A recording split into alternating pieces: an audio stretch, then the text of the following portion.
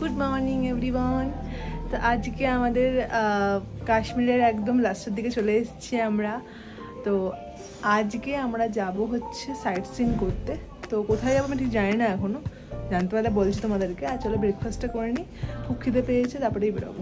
আজকে কিন্তু ব্রেকফাস্টে ছিল পরাঠার সঙ্গে আচার, তারপরে কিন্তু স্যান্ডউইচ ছিল, পাস্তা ছিল, পোহা ছিল, আর ম্যাগি কিন্তু বৌদি আলাদা করে বানিয়েছিল। এটা সুজি ছিল মানে হালুয়া, তার সঙ্গে একটা পাস্তা, দেন স্যান্ডউইচ ছিল, তারপরে ছিল টিকিয়া যেটা শেষ হয়ে গেছিলো, আর তারপরে চা কফি তো ছিলই। তো সব কিছু কিন্তু আমরা খাবার পর চলো বেরিয়ে পড়ি আজকে আমাদের গন্তব্যের জন্য।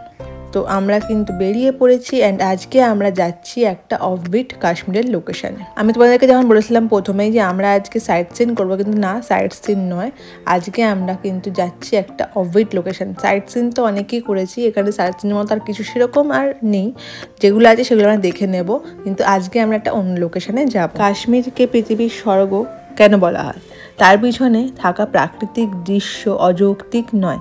আমরা যখনই কাশ্মীরের এই মনোরম দৃশ্যের কথা মনে করি, প্রথমে উঠে আসে ডাল লেক এবং শিকারা, সুন্দর মোঘল বাগান, ঝর্ণা, বেতাব ভ্যালির ছবি। আর এগুলি যে সত্যি সুন্দর সে বিষয়ে কোনো দ্বন্দ্ব নেই। তবে এই জায়গাগুলিকে বাদ দিয়েও এই রাজ্যের মধ্যে আরও কিছু সুন্দর অফবিট জায়গা রয়েছে, যা হয়তো কিছুটা স্বপ্নের মতোই। এর মধ্যেই একটি জায়গা হলো ইউসমার্গ।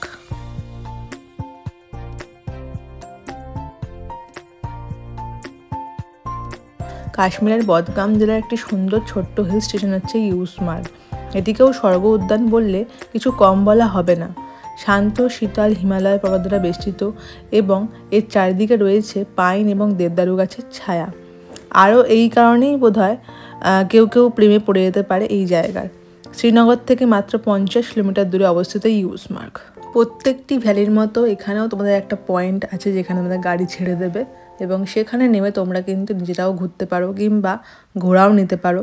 আর এখানে কিন্তু প্রত্যেকটি ভ্যালিতেই ঘোড়ার ব্যবস্থা রয়েছে, সেটা তোমরা তোমাদের বাজেট থাকলে অবশ্যই ঘোড়া করে তোমরা পুরো ভ্যালিটা ঘুরতে পারো, কিংবা তোমরা কিন্তু নিজেরাও হেঁটে হেঁটে ঘুরতে পারো। আমরা চলে এসেছি ইউসমার্গ ভ্যালিতে, আর প্রচুর এখানে ঘোড়া রয়েছে। আর ঘোড়াগুলোকে দেখে সত্যি বলতে আমার খুব ভালো লাগছিল। দেখো পুরো কি সুন্দর ভ্যালিটা, পুরো ফাঁকা একদম, বেশি ভিড় নেই, খুব নির্ঝঞ্ঝাটপূর্ণ। আমরা এখন এসছি ইউসমার্গ ভ্যালিতে। এই ভ্যালিটা কিন্তু অফবিট ভ্যালি, এখানে কিন্তু প্রচুর লোকের ভিড় একদমই নেই, যেটা আমরা সব ভ্যালিতে গিয়ে দেখেছি, প্রচুর লোকের ভিড়। এখানে একদম ফাঁকা, দেখো একদম ফাঁকা, একদম ফাঁকা। আর এখানে তোমরা ফ্রিলি ঘুরতে পারো, কোনো ঘোরা টোরা নেওয়ার দরকার নেই, একা একা হাঁটো, এক্সপ্লোর করো, ঘোরো, থাকো, টাইম ফুরালে চলে যাও, টাইমের কোনো ব্যাপার নেই। এখানে খুব ভালো লাগবে তোমাদের। তো আমরা এখানে বেশ কিছুক্ষণ থাকবো, ঠান্ডা হাওয়া দিচ্ছে, বেশিক্ষণও থাকা যাবে না। তো চলো দেখি এখানে কি করি। তো এইখানে আমার ডিসিশন একটু চেঞ্জ করলাম, কারণ এইখানে মানে যেখানে আমাদের গাড়ি নামিয়েছে এইখানে কোনো রকম ভিউ পয়েন্ট নেই। যা ভিউ পয়েন্ট আছে তা আছে একটু সামনে, যেটা আমাদের ঘোড়ায় করে কিংবা হেঁটেও আমরা যেতে পারি। এবারে এতটাই এখানে ফাঁকা, কোনো লোকজনও দেখতে পাচ্ছিলাম না, সেই জন্য আমরা ভাবলাম যে না, একটা ঘোড়া করেই আমরা যাই। এবং ঘোড়ার এখানে খরচাটাও খুব কম, যেহেতু বুঝতেই পারছো একদমই লোকজন নেই এখানে, তার জন্য ঘোড়ার রেন্টটাও এখানে কম। তো এখানে আমাদের 350 টাকাতে রাজি করানো হয়েছিল যে ওরা নিয়ে আমাদেরকে আবার এখানে ফেরত নিয়ে আসবে। যেমন বলা তেমনই কাজ, আমরা কিন্তু বেরিয়ে পড়লাম। আর সামনের ভিউ ছিল খুবই সুন্দর, যেটা তোমরা একটু পরেই কিন্তু দেখতে পাবে আমার ভিডিওর মধ্যে। এবার তোমাদের মনে নিশ্চয়ই প্রশ্ন আসছে যে আমি তো বললাম ঘোড়ায় চড়ার কোনো দরকার নেই, এখানে হেঁটেই সব কিছু দেখা যেতে পারে, তাহলে আমরা ঘোড়া কেন নিলাম?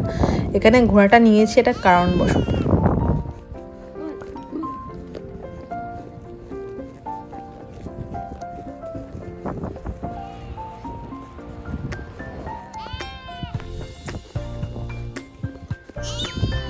দেখতেই পাচ্ছ আমরা কত সুন্দর প্রাকৃতিক দৃশ্য এনজয় করছি। আমি তো এরকম ভিউ সোনমার্গ গুলমার্গ কোথায় পাইনি, পেহেলগাঁয়ে অবশ্যই পেয়েছি। তো এখানে সিনারিটা কিন্তু কিছুটা অন্যরকম। এবারে আমরাই ঘোড়ায় উঠেছি, কারণ কি আমাদের এখান দিয়ে কোনো রকম যাতায়াতের রাস্তা আমরা চিনিও না, আর একটা ঘোড়া নিলে তার সঙ্গে একটা লোকও আমাদের সঙ্গে থাকবে আমাদেরকে নিয়ে যাওয়ার জন্য। তার জন্য আমরা ঘোড়াটা নিয়েছি, আর সস্তায় পড়েছে বলেই আরও নিয়েছি। পার ঘোড়া 350 টাকা করে আমাদের পড়েছে, 5টা মোট ঘোড়া আমরা নিয়ে যাচ্ছি। আর যেটা সবচেয়ে বড় কারণ ঘোড়া নেওয়া, সেটা হচ্ছে যে আমরা ওদেরকে অনেকবারই জিজ্ঞাসা করে নিয়েছি ইউসমার্গ ভ্যালির রাস্তাটা কীরকম, যেখান দিয়ে ঘোরা যাবে।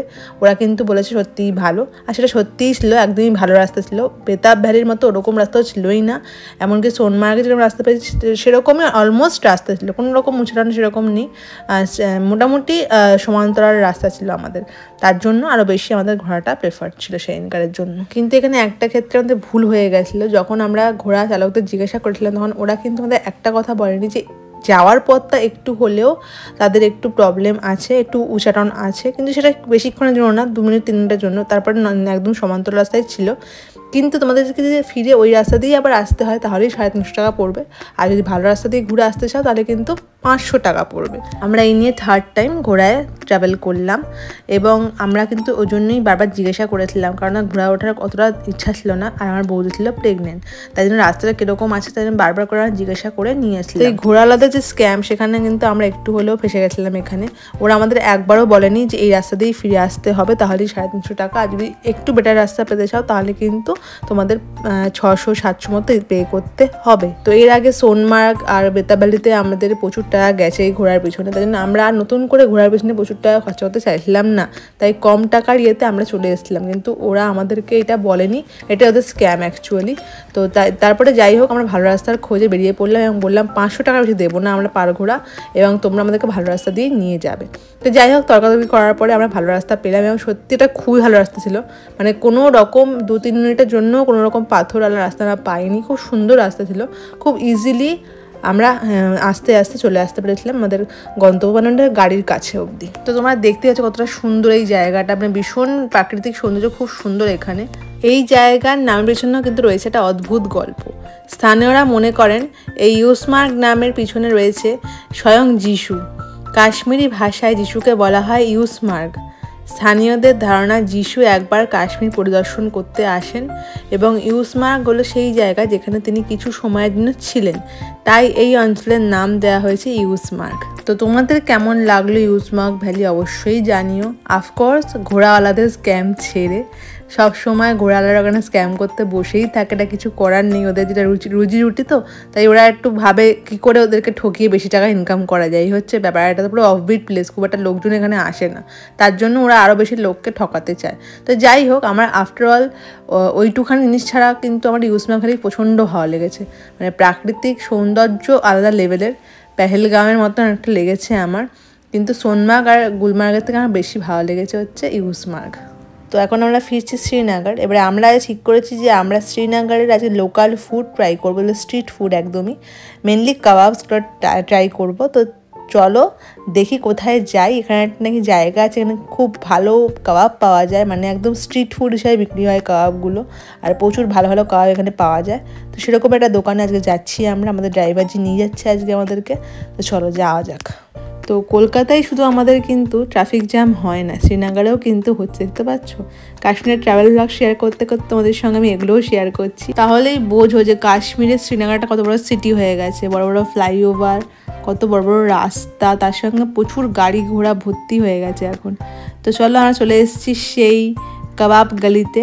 এখানে কিন্তু প্রচুর কাবাবের দোকান পর পর আছে। এবার তোমাদের মনে একটা প্রশ্ন জাগতে পারে যে এখানে কাবাব হিসেবে কি বিফও পাওয়া যায়? হ্যাঁ পাওয়া যায়, তবে ওগুলো হচ্ছে একদমই যেগুলো নর্মাল ছোট্টখাট্টো দোকান, যেগুলোতে তোমার লেখাই থাকে বিফ অ্যাভেলেবেল, সেরকম দোকানে কিন্তু বিফ পাওয়া যায়।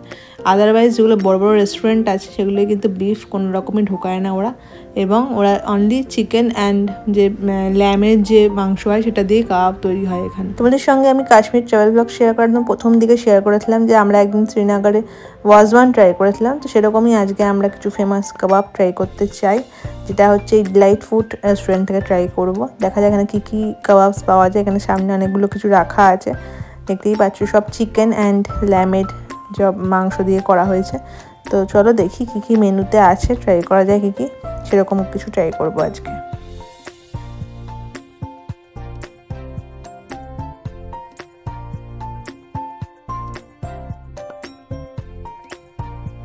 এখানে মেনুতে অনেক কিছুই ছিল, অনেক রকমের খাওয়া ছিল যেগুলো আমাদের বোধগম্যের বাইরে।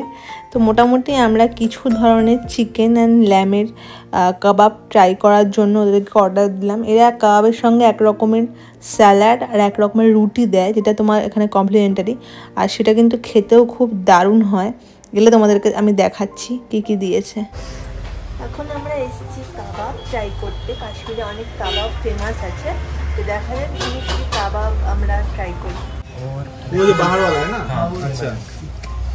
अगर चिकन भी है चिकन तुझी है तुझी जैसे कश्मीरी चिकन चिकन मटन है तो हाँ मटन भी है चिकन भी है एक छोटा वाला है ठीक করে बीफ नहीं है बीफ नहीं बजा এই শোন না, মটন কাবাব এই মটন তুজিটা খাইছি। হ্যাঁ আর এক দুটো না, আর কিছু না। বেশি জানিস কি কাঠিটা বললি? এটা কাঠিটা কি বললি? কাঠিটা নেই काठी और उसके बाजू में क्या रखा हुआ वो? कबाब कबाब ये कबाब काटी, ये दोनों एक कर दीजिए, तुजी और काटी। আমরা একটু কনফিউশনে ছিলাম যে কি অর্ডার করা যায়, তো সেরকম ভাবে আমরা অর্ডারটা করলাম। দেখা যাক কি আসে। বল, কাশ্মীরি রুটির সঙ্গে ট্রাই করতে হচ্ছে স্যালাড আর চাটনি। ভালো খেতে। হ্যাঁ ওই জন্য পুরোটাই শেষ করে দিচ্ছে মিস তনুশ্রী। হ্যাঁ ওয়েট করেনি ইয়ে আসার, কাবাব আসার। এটা কি আছে? এটা কাবাব এটা এইটা मटन तुजी, হেভি গন্ধ বেরোচ্ছে। ये मटन तुजी है। नो सर दिस इज कबाब ये कबाब है। कबाब है, अच्छा अच्छा। চিকেন আর মটন? मटन মটন তো এখানে আমাদের চিকেন কাঠি অ্যান্ড মাটন তুজিটা এতটাই ভালো লেগেছে। মাটন মানে ল্যাম, কিন্তু এখানে সবাই ল্যামই ইউজ করে, মাটন বলতে আলাদা করে কিছু নেই। তো এত ভালো লেগেছে যে আমরা চিকেন তুজি আবার অর্ডার করেছিলাম। তো দেখো এখানে সবই আছে। তো আমরা মাটন তুজি ট্রাই করেছি, তারপরে আবার মাটনের যে একটা কাবাব ছিল ওটাও ট্রাই করেছিলাম। এবার ট্রাই করছি চিকেন তুজি, এটাও কিন্তু মনে হচ্ছে ভালোই হবে। এটা দিয়ে হেভি লাগছে খুব ভালো খেতে। যদি কাবাব ট্রাই করতে চাও তাহলে রেস্টুরেন্টে কাশ্মীরের শ্রীনগরে আসতে পারো।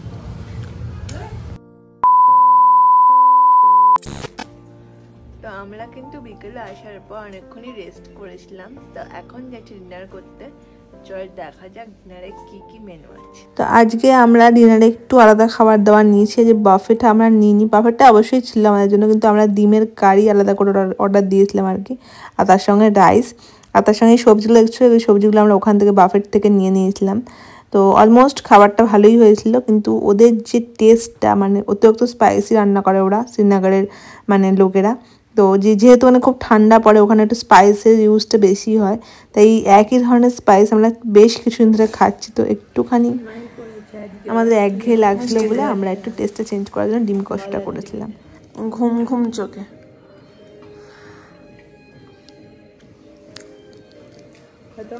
আর আন্ডা কারি কেমন লাগলো?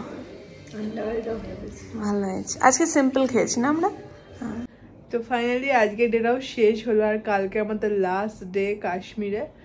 তো এখানে আমাদের মানে সত্যি বলতে এখন আর খুব ক্লান্তি লাগছে, মানে এতটা জার্নি হচ্ছে, রেগুলারের জার্নি। এবারে মনে হচ্ছে একটু বাড়ি যাই।